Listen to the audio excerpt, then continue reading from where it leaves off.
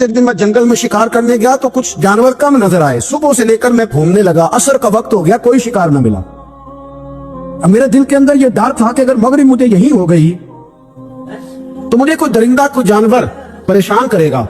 इसी परेशानी के आलम में मैं दाएं बाएं देख रहा था कि हरनी का एक बच्चा मुझे नजर आया। मैंने झट से वो हरनी का बच्चा ही उठा लिया कि आज यही शिकार करूंगा। कहते मैंने उसे घोड़े के आगे रखा, अपने आगे गर्दन की जाने, और मैंने घोड़े की लगामें तेजी से घुमाई कि सर पट घोड़ा दौड़ाया ताकि मगरिब से कबल मैं शहर में पहुंच जाऊं, ये जंगल का इलाका गुजर जाए। कहते मैं बड़ी गर्मी थी, बड़ी प्यास लगी, पर पानी ना पिया ना घोड़े को पिलाया।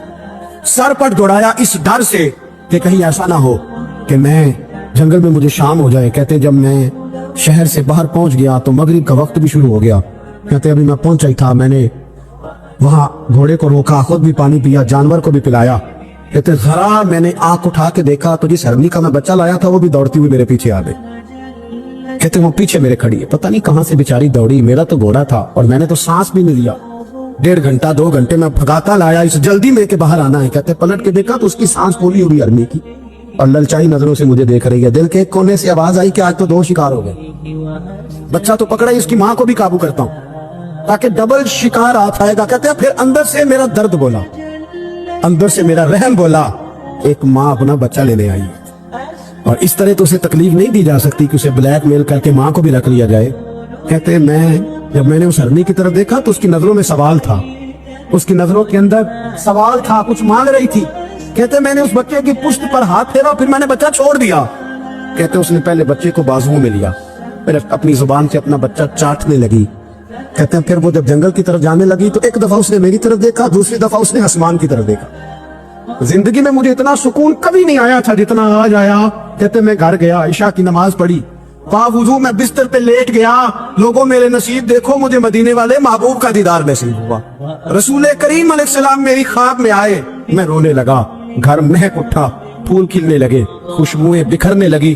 कहते महबूब करीम तशरीफ लाए और क्या खूबसूरत जुमला है, अगर तुझे बादशाह बना दिया जाए तो इंसानों के साथ भी इसी तरह रहम करेगा ना जिस तरह आज हरनी के साथ किया है। अगर तुझे बादशाह बनाया जाए तो रवैया यही रखेगा या बदल जाएगा। कहता मैं रो पड़ा, मैंने कहा यार सुन, मैं तो गुलाम बनने के भी काबिल नहीं तो बादशाह कैसे बनूंगा। फरमाया तेरी आज की अदा बड़ी पसंद आई है, अर्श के मालिक ने तुझे बादशाह बनाने का फैसला कर लिया। तेरी ये अदा बड़ी भाई है, बड़ी पसंद आई। फरमाते एक हरनी के बच्चे पे रहम खाया था, रब करीम ने मुझे बादशाही अता फरमा दी। हम ना सियासत से बादशाही लेना चाहते हैं, सियासतदानों के अपनी जेब से इश्तिहार छपवा के बादशाही लेना चाहते हैं, डेरा बना के बादशाही लेना। ना ना ना, बादशाही तो रहम करने से नहीं थी, बादशाही तो शफकत करने से नहीं थी, बादशाहियां तो अल्लाह की मखलूक से प्यार करने से नहीं। वो शख्स कहता है कि मेरा ज़र्फ ये था कि 4-5 दिनार मिलेंगे। तो इमाम हुसैन फरमाने लगे थोड़ी देर बैठ जा, रिज़्क आ रहा है। तो इमाम हुसैन को हुकूमत वक्त की तरफ से ना 5 थैलियां मिली, जिसमें एक थैली में 500 अशरफियां थी। 5 थैलियां आई, लेकिन उसको आने में ना जरा देर हो गई। तो 5 थैलियां जब आई ना तो इमाम हुसैन उसकी तरफ 5 थैलियां बढ़ा के ना, जरा देखना मेरी तरफ गौर से, 5 थैलियां बढ़ा के ना तो फरमाने लगे मियाँ जितना तुझे इंतजार कराया ना इतनी हम तेरी हाजत पूरी नहीं कर सके। तो ये ना महसूस करना कि हुसैन के दरवाजे पे बैठा भी रहा हूं तो मिला क्या है, ये ना महसूस करना। वो शख्स कहता है जब मैंने वो थैलियां खोली तो फिर मेरी नजर इमाम हुसैन पे पड़ी तो मेरे अंदर से आवाज आई, अगर हुसैन इब्ने अली इतने सखी है तो मोहम्मद अरबी कितने सखी हो। तो ये मियार इनका है, इनका ये मियार है। और खुद भीख दे खुद ही कहे मंगते का भला हो। खुद कहने लगे जितना इंतजार कराया है उतनी तेरी मदद कर सके।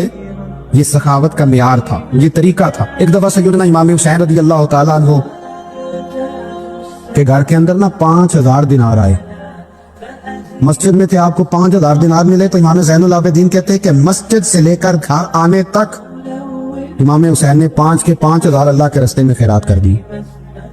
फरमाते मैंने कहा जी 5 दिनार की घर में जरूरत थी, माला वाले सखी नहीं होंगे, सखियां कुल माल नहीं होंदा, इत्थे उथे दोवी जहानी सखी कंगाल नहीं होंदा।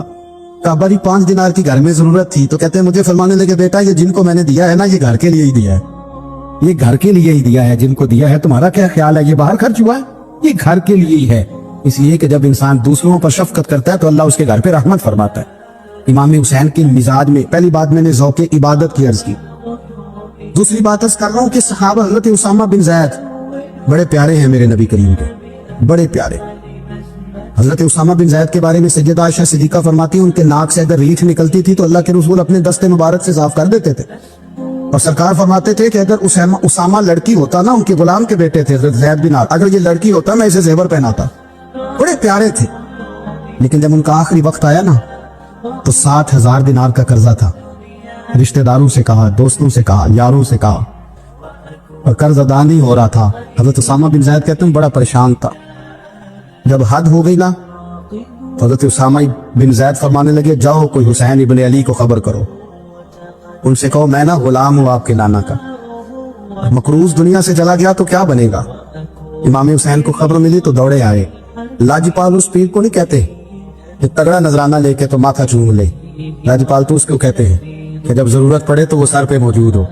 حضرت سیدنا امام حسین تشریف لائے تو جناب اسامہ بن زید رو پڑے، کہنے لگے حضور میں نے نا غلامی کی ہے آپ کے نانا کی، اور اس غلامی پہ ناز ہے، 60,000 دینار کا قرضہ لے کے دنیا سے جاؤں گا تو میری قبر پہ بوجھ رہے گا۔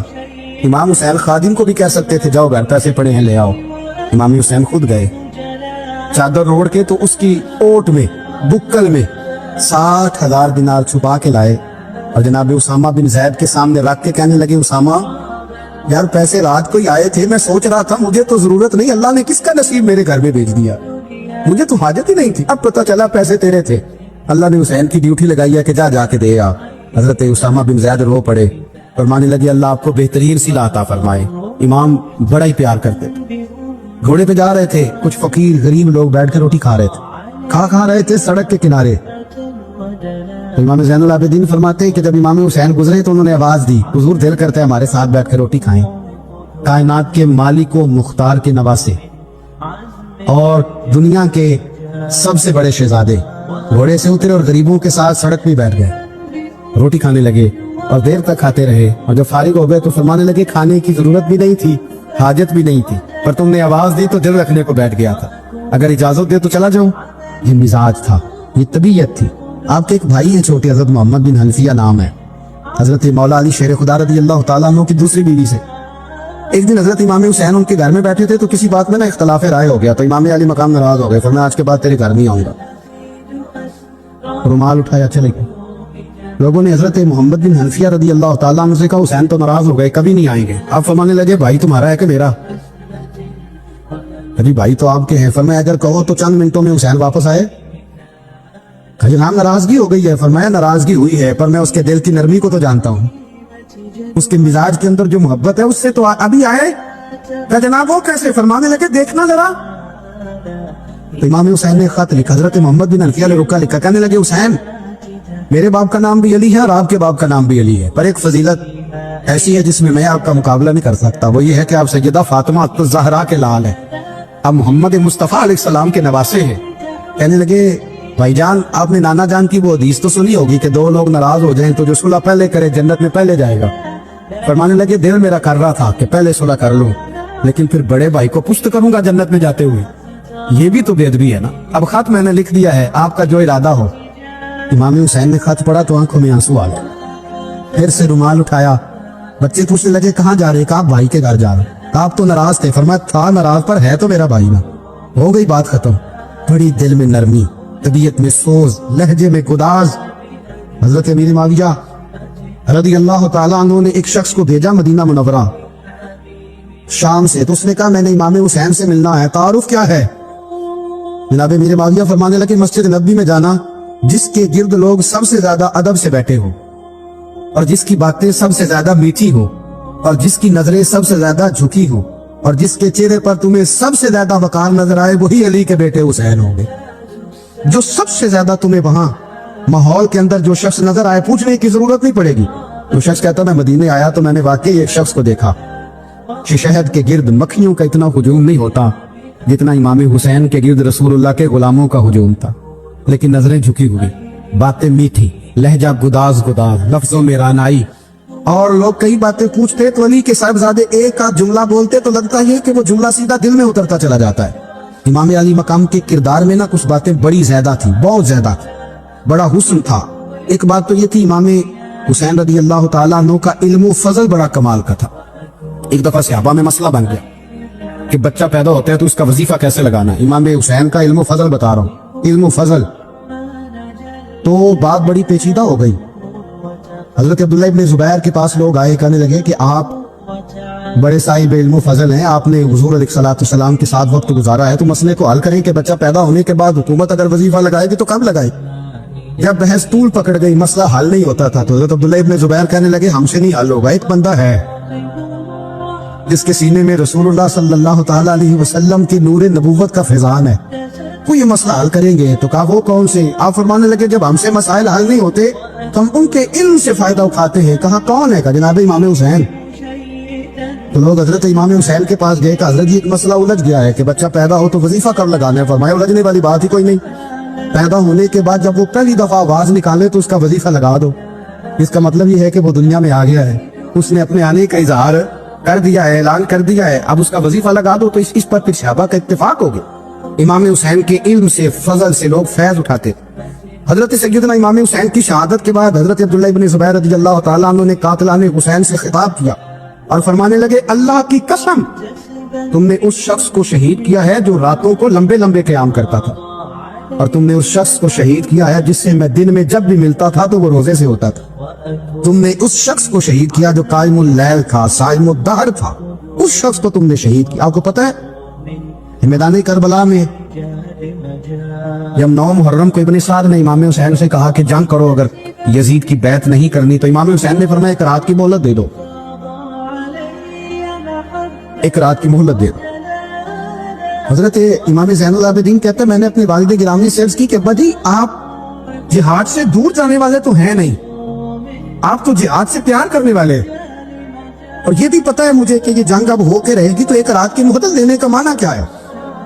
بھئی کل بھی لڑنا ہے اور رات بھی لڑنا ہے, تو ابا جی ایک رات کی مہلت. تو سیدنا امام حسین رضی اللہ تعالیٰ عنہ فرمانے لگے بیٹا رات کی مہلت اس لیے لی ہے کہ میں آج رات کھل کے اپنے رب کی عبادت کر لوں, میں استغفار کر لوں, میں لمبے سجدے کروں. اور کہا زین العابدین تو جانتا ہے نا کہ مجھے نماز سے, تلاوت سے, دعا سے اور استغفار سے بڑا پیار ہے. رسول کریم علیہ السلام نے فرمایا, جامع ترمذی میں موجود ہے, فرمایا میں جا رہا ہوں پر تمہیں 2 بڑی بھاری بڑی وزنی چیزیں دے کے جا رہا ہوں.